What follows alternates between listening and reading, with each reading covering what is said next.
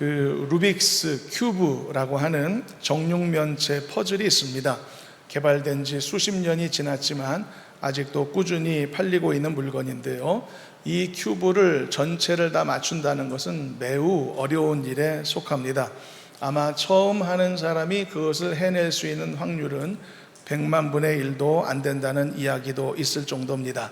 불가능하다는 뜻이죠. 그렇다고 해서 아무도 못 맞추냐? 또 그것은 아닙니다. 몇 가지 중요한 공식만 암기하여 숙지하면 손쉽게 풀어낼 수도 있습니다. 그런데요, 이 큐브의 특성상 한 줄씩 한 칸씩 맞춰질 수가 없습니다. 왜냐하면 이미 맞춰 놓은 부분이라고 하더라도 나머지를 계속 맞추기 위해서는 반복적으로 다시 전부를 흐트러 놓아야만 하기 때문인 것입니다. 이게 난감한 것입니다. 우리가 예를 들어서 벽돌을 쌓아 집을 지을 때는 굉장히 직관적입니다. 벽돌 한 칸 쌓아가는 것이 눈에 보여지게 되고 그 성과가 금방 이렇게 점수처럼 매겨질 수가 있단 말이죠. 그래서 공사 진척도 60%, 70% 이렇게 숫자로도 확인할 수가 있단 말입니다. 그러니까 벽돌로 집을 짓는 것에는 어려움이 없고 의심도 생겨날 수가 없습니다. 눈에 보여지는 것이니까. 근데 퍼즐은 조금 다르다는 것이죠. 마지막 퍼즐이 완성되기 직전 그 순간까지도 겉으로 보면 아무것도 안 한 것처럼 보여진단 말이죠. 전체 공정률로 따지면 0%처럼 보여진단 말이죠. 이게 어려운 부분입니다. 이게 견디기 어려운 지점인 것이죠. 모든 게 헛수고처럼 그렇게 생각된단 말이죠. 그러나 어떻습니까? 마지막 퍼즐이 완성되는 그 순간에는 놀라운 장면이 연출되는 것이죠. 그래서 마지막을 위한 몇 차례의 그 움직임이 이루어지게 되면 놀랍게도 전부 다 흐트러졌었던 것 같은 그 모든 6면의 색깔이 한 번에 일치되는 그런 마법 같은 장면이 펼쳐지게 되는 것입니다. 어떻게 하면 이런 일이 일어날 수 있는 것일까요? 이것은 여러분 철저한 사전 계획이 세워져 있었기 때문인 것입니다. 계획대로 움직였기 때문인 것이죠. 철저한 계획의 산물이라는 것입니다. 때로는 하나님이 하시는 일이 바로 이런 일에 속할 때가 많아서 우리가 하나님이 하시는 일에 대한 의심을 가질 때가 참 많이 있는 것을 느끼게 됩니다. 하나님이 하시는 일이 벽돌 쌓아 집을 짓는 일 정도라면 우리는 늘 보면서 안심하고 그리고 또 몇 퍼센트 진척됐구나 이렇게 생각을 하고 전망도 할 수 있을 것 같습니다. 그런데 하나님이 하시는 일은 그보다 훨씬 더 계획적이고 훨씬 더 심오하시기 때문에 마지막 완성되기 전까지는 확인될 수 없는 경우들이 참 많이 있는 것이죠. 그래서 그런 하나님이 하시는 일들을 우리가 기대하고 그리고 그것을 소망하며 그리고 믿음으로 살아가기 위해서는 이게 인내함이 필요한 것입니다. 하나님을 향한 신뢰가 필요한 것입니다. 하나님은 일을 망치고 계시지 않아 라는 생각이 필요한 것이고 하나님은 내가 알 수 없고 볼 수 없을지라도 지금도 일하고 계셔 라고 하는 우리의 확신이 필요한 것입니다. 이런 믿음이 없으면 견딜 수가 없는 것입니다. 오랫동안 노력했는데 아무것도 없는 성과도 없는 것 같은 그 상황 속에서 믿음을 지키기가 어려운 것입니다. 그러나 하나님은 언제나 이런 식으로 일하시는 것이죠. 왜냐하면 하나님은 사람이 생각하는 것보다 훨씬 더 높은 수준의 그 다차원적인 그런 계획 속에서 일하고 계시기 때문인 것입니다. 몇십 수 앞을 내다보는 그리고 그래서 바둑을 두는 그런 고수들은 하수들의 두는 방식하고는 아주 다르죠. 처음에는 하수들로서는 이게 이해할 수 없는 수를 막 둡니다. 그러다가 마지막에 보면은 자기도 모르는 사이에 대마가 잡히고 패배하게 된단 말이죠. 하수들은 왜 졌는지도 모릅니다. 그래서 어쩌다가 운이 나빠서 졌나 보다라고 생각하겠지만 절대 그렇지 않죠. 몇십 수 앞을 내다보는 고수들의 치밀한 계산의 결과다. 계획을 세운다는 게 이렇게 중요하다. 그런 이야기인 것입니다. 자, 그렇다면 우리 인생에게도 이렇게 적절하고 마땅한 계획이 필요하지 않을까요? 하나님께서도 말입니다. 아담과 하와의 범죄로 인류의 타락이 시작된 이래로 온 인류를 구원에 이르게 하시기 위한 철저하고도 엄청난 계획을 세우시고 그 계획을 지금까지 이끌고 계시지 않겠습니까? 그 하나님의 놀라운 계획 속에 우리가 놓여 있고 내 인생도 놓여 있는 것이 아니겠습니까? 그러므로 우리도 이 하나님의 놀라운 계획 속에 참여자가 될 수 있기 위해서라면 우리도 우리 자신에 대한 인생의 계획을 그래도 철저하게 세우고 그리고 계획하며 하나님 앞에 기도하고 맡겨드리며 그렇게 우리의 삶을 감당해야 되지 않겠습니까? 그리고 이것은 오늘 본문에 나오는 주인공들 가나안 땅에 들어가 살게 될 이스라엘 백성들에게도 마찬가지였다는 것입니다. 그렇다면 이제 가나안 땅에 건너가 살게 될 이스라엘 백성들에게도 이런 철저한 사전 준비가 필요했을까요? 하나님이 그냥 다 준비해 놓으셨을 테니까 나는 그냥 몸만 들어가 살면 되지 이렇게 생각해도 되겠습니까? 그게 아니었던 것입니다. 가나안 땅에 건너가서 살게 될 이스라엘 백성들도 그들에게도 거기에서 잘 살기 위해서 제대로 살기 위해서는 철저한 준비가 반드시 먼저 있어야만 했던 것입니다. 그래서 하나님께서 이 모세의 입술을 통해서 그것을 위해서 필요한 가장 중요한 준비사항들을 말씀하시게 된 것입니다. 그 많은 말씀들 중에서 오늘 우리가 읽은 본문 안에서는 두 가지를 발견할 수가 있습니다. 그게 오늘 본문의 내용입니다. 자, 그렇다면 본문을 통해서 하나님이 반드시 준비해야 된다라고 당부하신 두 가지 준비사항은 어떤 것일까? 일단 제목만 먼저 살펴보면은 첫째는 가나안 땅에 들어가서 그 지역의 우상 숭배를 척결해야 된다라고 말씀하셨고요. 둘째는 그곳에서 온전히 하나님만 섬겨야 된다라고 하는 과제를 주셨던 것입니다. 이게 준비되어야만 했던 것입니다. 그렇다면 왜 그들에게 이 두 가지 과제가 이렇게 소중한 문제였을까? 그것은 여러분, 이스라엘이라고 하는 이 민족이 말이죠, 하나님 앞에서 어떤 목적으로 선택된 사람들인지를 알게 되면 왜 이 준비가 최선의 준비해야 되는가를 이해할 수가 있을 것입니다. 이스라엘은 어떤 사람입니까? 오직 하나님을 경외하고 하나님을 왕으로 모시고 살아갈 민족으로서 모든 종류의 인류 중에 가장 먼저 선택받은 자들이었습니다. 그러므로 이스라엘 민족으로서는 올바른 신앙을 지키는 것은 알고 보면 온 인류 앞에서 그들이 반드시 이루어내야만 할 가장 중요한 민족적 과제였던 것입니다. 자기들만의 일이 아니었던 것입니다. 만일 그들이 이것을 실패한다면 그들이 먼저 선택받은 목적이 상실되는 것이기 때문에 그들은 자신들의 존재 이유를 잃어버리고 말게 될 것이었습니다. 먼저 선택받은 목적이 사라진다는 것입니다. 특권도 사라지는 것이겠죠. 그렇기 때문에 그들은 반드시 하나님을 섬기는 자가 되어야 되고 온전히 하나님만을 바라보고 하나님을 왕으로 모시는 민족이 되어야만 했던 것입니다. 그래서 이스라엘 민족은 다른 민족들이 다 왕 가졌는데도 계속 늦게까지 하나님이 왕을 허락하지 않으신 이유도 거기에 있는 것입니다. 하나님이 왕이 되신 바로 그런 민족이어야 했기 때문인 것이죠.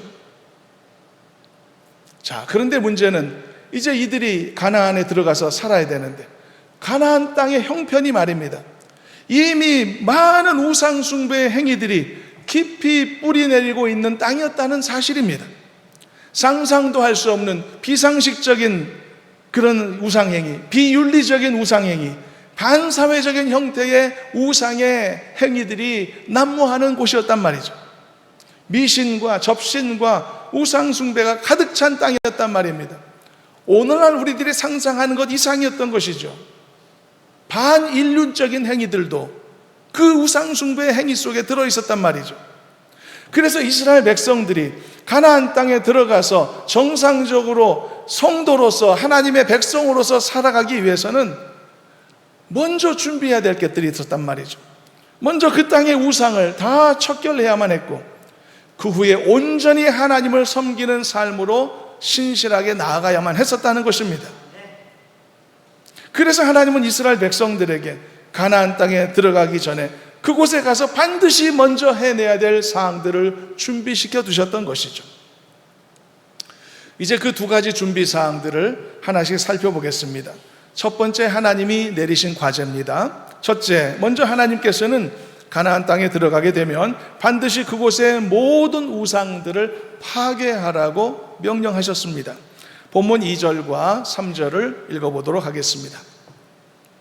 함께 읽어봅니다. 너희가 쫓아낼 민족들이 그들의 신들을 섬기는 곳은 높은 산이든지 작은 산이든지 푸른 나무 아래든지 막론하고 그 모든 곳을 너희가 마땅히 파멸하며 그 제단을 헐며 주상을 깨뜨리며 아세라상을 불사르고 또 그 조각한 신상들을 찍어 그 이름을 그곳에서 멸하라. 여러분, 말씀을 읽으면 어떤 느낌이 드셨는지 모르겠습니다. 저는요, 이거 매우 과격하게 들리거든요. 수위가 높은 명령들이 이 짧은 말씀 안에 쏟아져 내리고 있습니다. 하나님이 뭐라고 명령하셨습니까? 파멸하라, 헐어라, 깨뜨려라, 불살라라, 찍어라, 멸하라. 이 말씀 속에 다 들어있는 표현입니다. 일단 이 말씀의 내용을 보면 당시 가나안 족속의 우상 숭배 행위가 어떤 모양을 갖고 있었는지 상당히 많은 부분 파악이 될 수가 있습니다. 말씀에 따르면 그들은 주로 산에 우상의 이 산당을 만들었다는 것을 알 수가 있고요. 그뿐 아니라 그들은 그 평지에서도 푸른 나무 아래에 제단을 만들어 두었다는 것도 알 수가 있습니다. 그리고 그들의 우상은 사람들이 깎아서 만든 형상들을 지니고 있다는 사실도 우리가 파악할 수가 있습니다.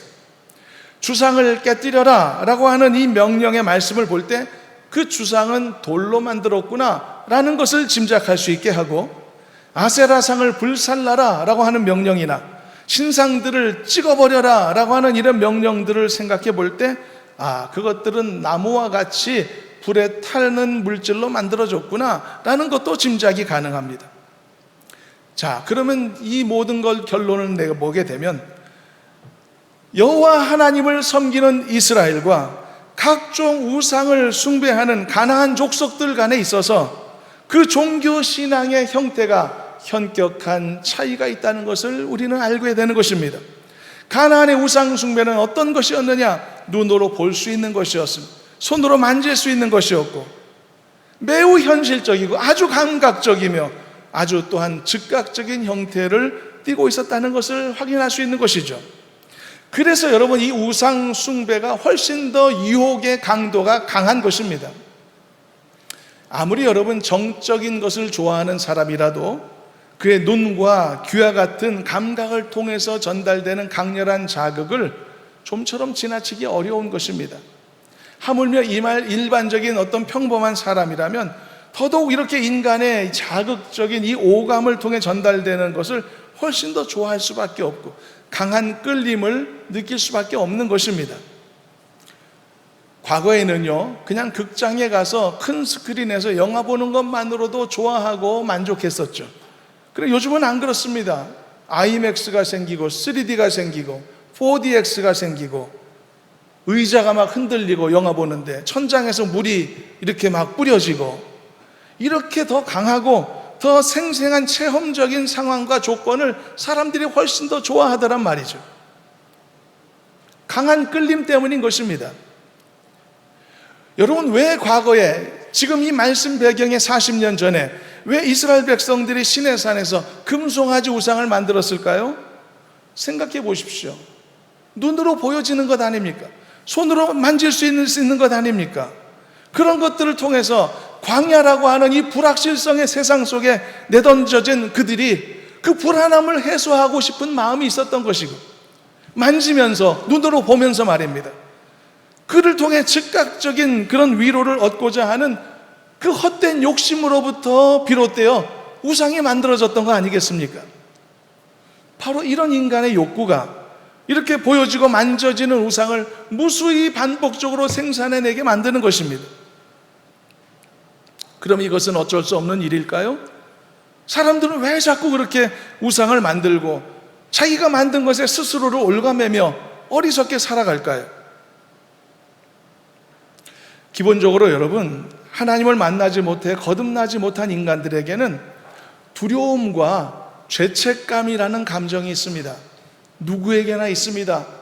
특히 불신자들에게 더 강력하게 있습니다. 없는 것처럼 살아가죠? 아닙니다. 감추고 있을 뿐인 것입니다. 두려움은 무엇입니까? 무엇보다 먼저 삶에 대한 두려움이 있습니다. 저주받을지 모르는 두려움이 있고요. 죽음에 대한 두려움이 강력합니다. 실패할지 모른다는 두려움, 버림받을지 모른다는 두려움이 이 세상에 살아가는 모든 사람들의 그 심리 속에 자리 잡고 있는, 때로는 감추어져 있는 두려움입니다. 없다고 말할 수 없을 겁니다. 또 하나의 감정은 죄책감입니다. 이 죄책감은 당연히 자신이 잘못을 범하고 죄를 지은 것으로 인해 갖게 되는 마음의 양심의 무거운 짐입니다. 아무리 이것도 아닌 것처럼 감추며 살지만 거듭나지 못한 모든 인간들에게는 이 두려움과 죄책감이 누구에게나 있는 것입니다. 그런데 이 두려움과 죄책감을 때로는 어느 순간에 자신의 괴로운 무거운 짐으로 이해할 때가 있는 것입니다. 그럴 때 마음에 괴로움이 있고, 그리고 풀어야 될 문제처럼 생각하는 무거운 짐이 사람들에게 느껴지게 되기도 하는 것이죠. 그때가 바로 하나님을 만날 정말 좋은 찬스인데, 그런데 이런 두려움과 죄책감을 가진 사람들이 주로 교회에 찾아와 목회자를 만나기보다는 무당이나 점쟁이들을 먼저 찾아가는 것이 좀 더 가까운 현실이 될 때가 많지 않습니까? 왜일까? 그 이유는 간단합니다. 두려움과 죄책감을 갖고 이 목회자를 찾아가면 먼저 죄를 회개해야 된다는 권면을 듣기 십상이니까요. 문제를 근원부터 파악해서 접근하려는 시도를 하기 때문인 것이죠. 그런데 이게 사람들에게 불편하고 싫은 것이죠. 반면에 점쟁이나 무당을 찾아가면 즉각적인 해결책이 제시되더란 말이죠. 예를 들어 죄책감과 이 인생의 두려움을 벗어낼 수 있는 부적을 즉각 써준다든지 말이죠. 어리석은 인간들의 입장에서 볼 때 이게 손쉽고 어떤 것이 더 간편하다 생각하겠습니까?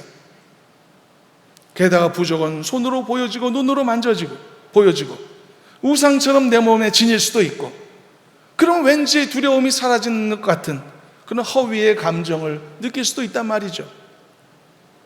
바로 이런 것들이 예나 지금이나 똑같이 만들어진 우상의 치명적인 매력인 것입니다.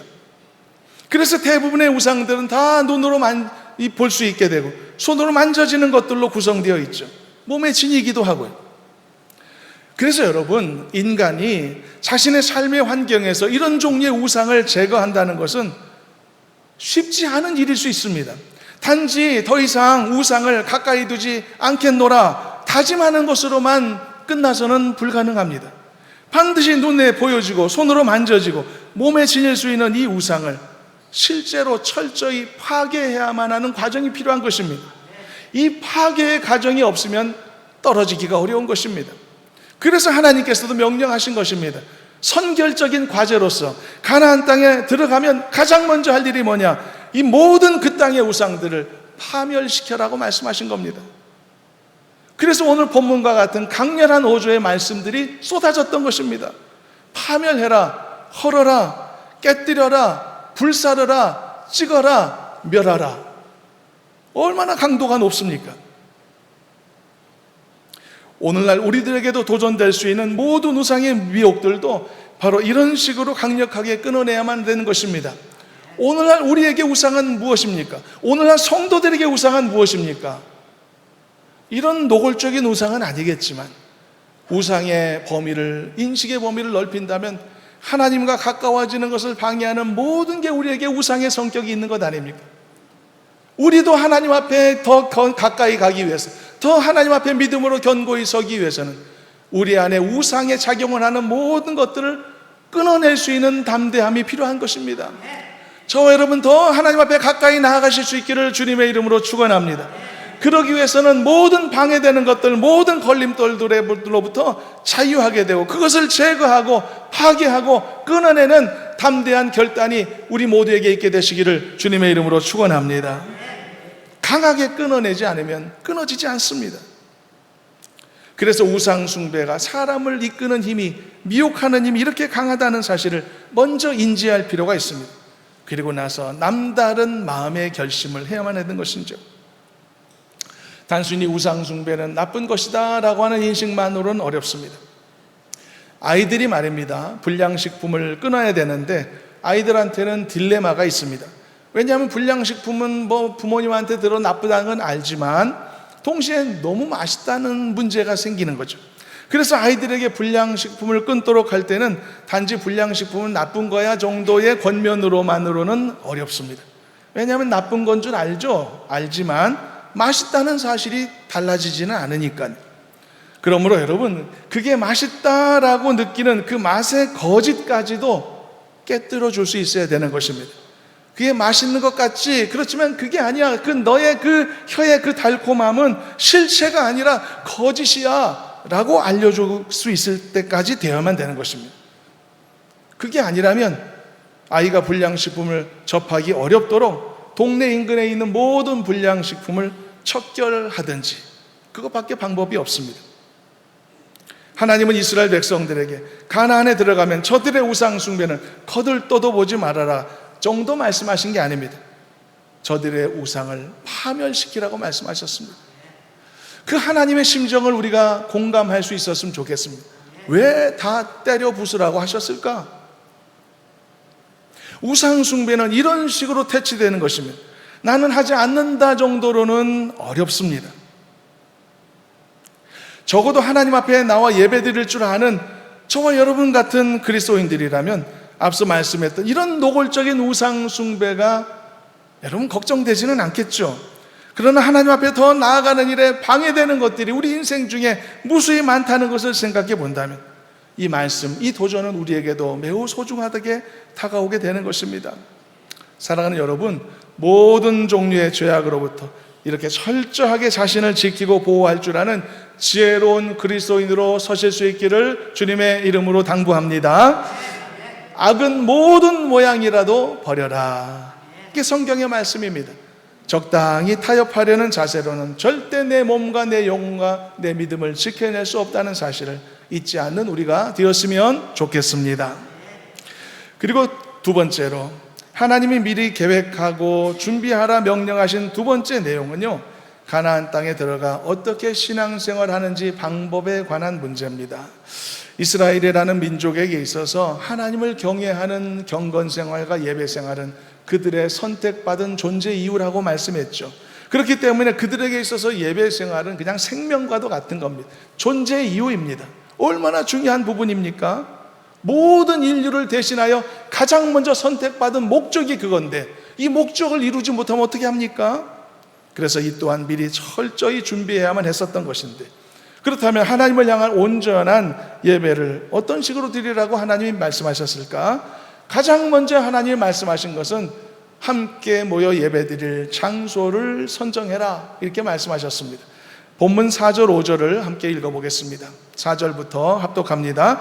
너희의 하나님 여호와께는 너희가 그처럼 행하지 말고 오직 너희의 하나님 여호와께서 자기의 이름을 두시려고 너희 모든 지파 중에서 택하신 곳인 그 계실 곳으로 찾아 나아가서, 하나님이 계실 곳으로 찾아 나아가라, 찾아보라는 것이죠.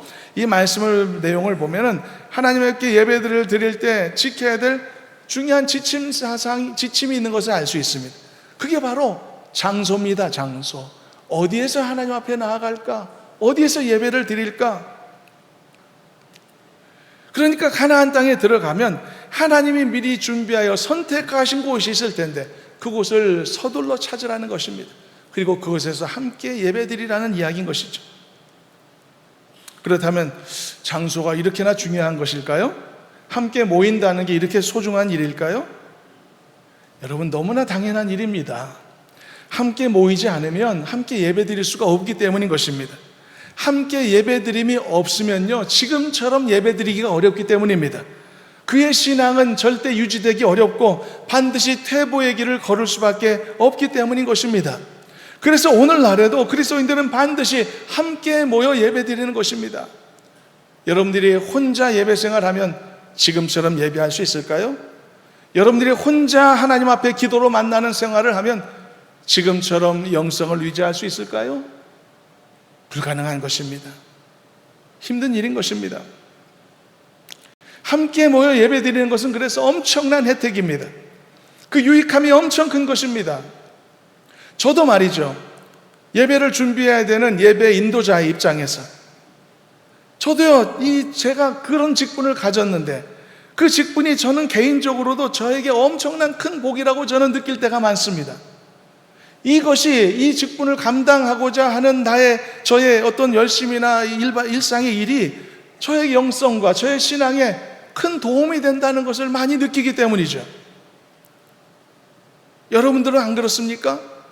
혼자 있는 것보다 함께 모여 주의를 지켜 예배 드리는 것이 나에게 얼마나 큰 유익일까? 지난주에 제가 속해 있는 목회자 셀 모임에서 8명의 목사님들에게 제가 일일이 물어봤었습니다. 질문을 했습니다. 좀 짓궂게.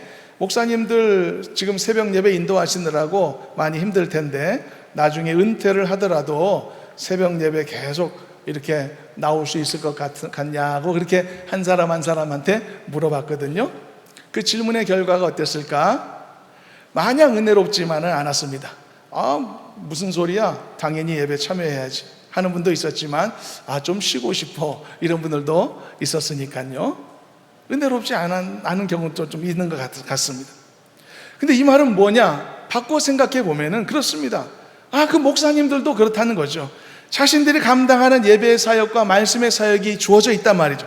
그 사역을 감당할 때 개인적으로도 어떤 신앙과 영성에 상당한 도움이 되고 있구나라는 것을 반증하는 그런 부분이 아닐까 생각하는 것입니다.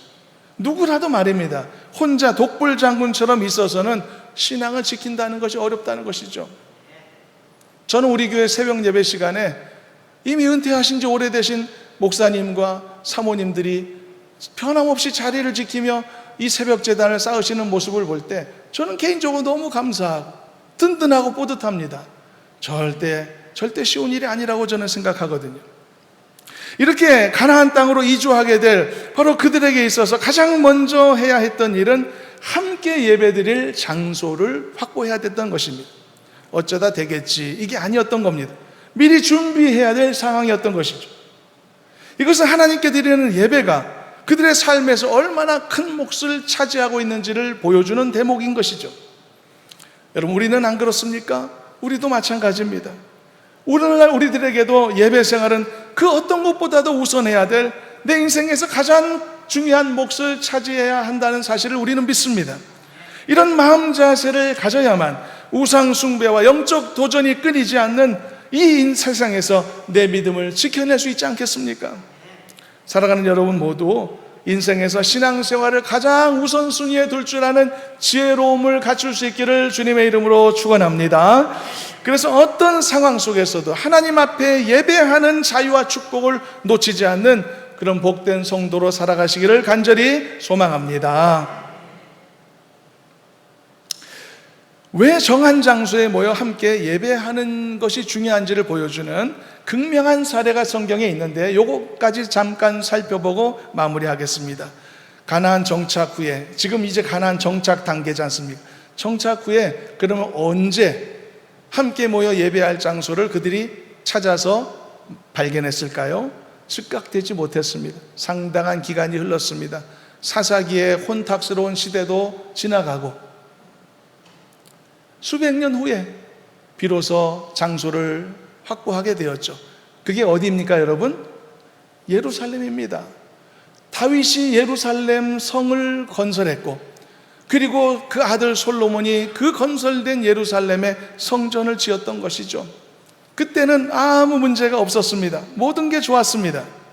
그런데 얼마 지나지 않아서 나라가 두 쪽으로 갈라지는 불행이 발생했었죠. 우리나라처럼 남과 북으로 나라가 갈라졌습니다. 근데 문제가 생깁니다. 나라가 갈라지니까 서로 왕래할 수가 없단 말이죠. 북쪽의 사람들은 남쪽에 있는 예루살렘에 와서 예배를 못 드렸단 말이죠. 함께 예배드림이 파괴됐단 말입니다. 그럼 어떻게 했을까? 북쪽은 궁여지책으로 두 군데에다가 제단을 만들어서 왕이 명령합니다. 너희들은 이곳에서 예배를 드려라. 거기까지는 좋아 보였는데, 근데 그 북쪽의 왕 여로보암이라는 사람이 그 제단에다가, 하나님을 섬긴다고 만든 제단에다가 금송아지 우상을 한 마리씩 만들어 갖다 놨단 말이죠. 엉망진창이 된 것입니다. 예배가 파괴되고 말았던 것이죠. 왜 하나님께서 하나님이 정하신 곳에 예배하라고 명령하셨는지 그 이유를 알 수 있는 좋은 사례입니다. 만일 그렇게 하지 않으면 신앙을 유지하기가 어렵기 때문이죠. 하나님은요, 이스라엘이 광야에서 유랑하며 다닐 그때에도 하나님은 철저하게 이것을 명령하셨었습니다. 너희들 마음대로 예배하거나 제물을 잡거나 그러지 말으라고. 반드시 정한 회막에 들어와서 회막 앞에서 하나님 앞에 제사를 준비하고 제물을 준비하라고 말이죠. 굉장히 불편한 일이었겠죠. 내 마음대로 제사도 못 드리고 내 마음대로 제물도 준비 못하는가. 그러나 만일 사람들 임의로 마음대로 그렇게 되었다면 그 40년 광야 생활 동안에 벌써부터 그들의 신앙이 무너져 내렸을지도 모릅니다. 바로 이런 이유들로 인해서 하나님은 백성들에게 정한 장소에 모여 함께 예배하라 명령하셨던 것이죠.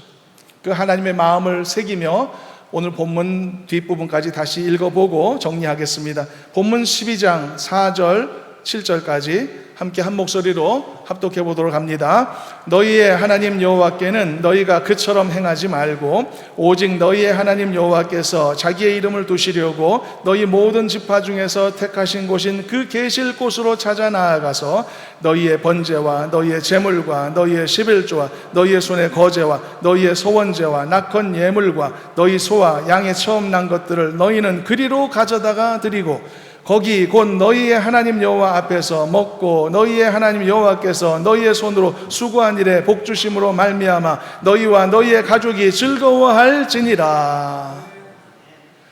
이 예배와 관련된 하나님의 엄청난 세밀한 이 명령의 진짜 테마가 뭔지 아십니까? 지금까지 우리는 장소라고 하는 것에 집중해서 봤지만 실제로 이 말씀을 보면은 하나님이 말씀하신 이 예배의 가장 중요한 테마는 뭐냐? 함께함인 것입니다. 함께하라. 함께하라. 절대 혼자 나오지 말아라는 것입니다. 더 정확히 말하면 정한 장소에서 함께하라. 이게 예배에 관련된 하나님의 명령이었던 것입니다. 우리가 읽은 본문 말씀에는 함께라는 단어가 별로 많이 없습니다만 말씀 곳곳에 함께라고 하는 단어가 사실 무수히 반복되고 있음을 우리는 보게 됩니다. 하나님은 정하신 예배 장소에 나아갈 때 함께 나아가라고 하셨고요. 그곳에서 예물을 드릴 때도 함께 드리라고 하셨고요. 그리고 그로 인해 얻게 되는 예배의 기쁨이 있을 것 아닙니까? 그 기쁨도 함께 나누라고 말씀하시고요. 너희의 가족이 너희들이 함께 먹고 함께 즐거워하라고요. 이것이 여러분 하나님이 미리 정해놓으신 공동체가 하나님을 예배하고 그리고 섬기는 방식이다라는 것이 오늘의 말씀이었습니다. 하나님은 오늘날 우리들에게도 교회라는 공동체를 주셨습니다. 같은 목적과 이유를 가집니다. 예수 그리스도의 십자가의 피로 하나님이 교회를 우리에게 허락하신 수많은 이유들이 많겠지만 그 중에 한 가지는 우리가 함께 모여 예배를 드릴 때 우리의 신앙이 곁길로 빠지지 않기 때문이고 건강함을 유지할 수 있는 유익을 얻기 때문인 줄로 믿습니다. 그러므로 우리는 항상 교회 중심적 신앙생활을 가져야 합니다. 이것은 하나님이 세우신 원칙이기도 하고 또한 우리가 가장 효과적으로 각자의 신앙을 지키는 방법이기도 한 것입니다. 지난 코로나 때 원격 예배가 많이 일상화되었었지 않습니까? 그 특별한 상황 속에서는 그렇게라도 예배를 드림이 유익이 되었던 것은 사실이기도 합니다. 그러나 코로나 상황이 다 지나간 후에도 그 예배가 회복되지 않은 사람들이 얼마나 많이 있는지, 그렇게라도 그렇게 예배 드리는 게 나는 괜찮고 나는 편하고 난 더 좋다고 생각하지만 그것은 개인의 생각일 뿐이라는 것이죠. 함께 모여 예배 드리지 않으면 믿음은 퇴보됩니다. 신앙은 저 멀어지게 되는 것이고 어쩔 수 없는 인간의 연약함인 것이죠. 그러므로 공동체 안에서 예배해야 되고 공동체 안에서 교제해야 되고 공동체 안에서 사역하고 섬겨야 되고 그럴 때 우리의 신앙이 지켜지고 건강함과 건전함이 세워지게 된다는 사실을 잊지 않으시기를 바랍니다. 우리가 함께 예배드리는 이 장소가 얼마나 소중한지 깨달으시길 바랍니다. 나 혼자 예배자가 되는 것이 아니라 양쪽 주변에 우리 같은 교우들이 함께 예배하며 함께 이 자리에 있다는 것이 얼마나 축복인지 여러분 잊지 마시기를 바랍니다. 하나님이 나에게 주신 나의 유익함을 위해 주신 서로의 유익함을 위해 주신 축복의 도구들이며 통로들이라는 것을 잊지 않으셨으면 좋겠습니다. 말씀을 맺겠습니다. 하나님이 우리에게 교회를 허락하시고 또 소중한 교우들을 허락하신 것에 깊은 뜻이 있고 하나님의 사랑이 있다는 것을 기억하며 교회 중심의 건강한 신앙을 세워가는 지혜롭고 복된 모든 성도들 되시기를 주님의 이름으로 축원합니다.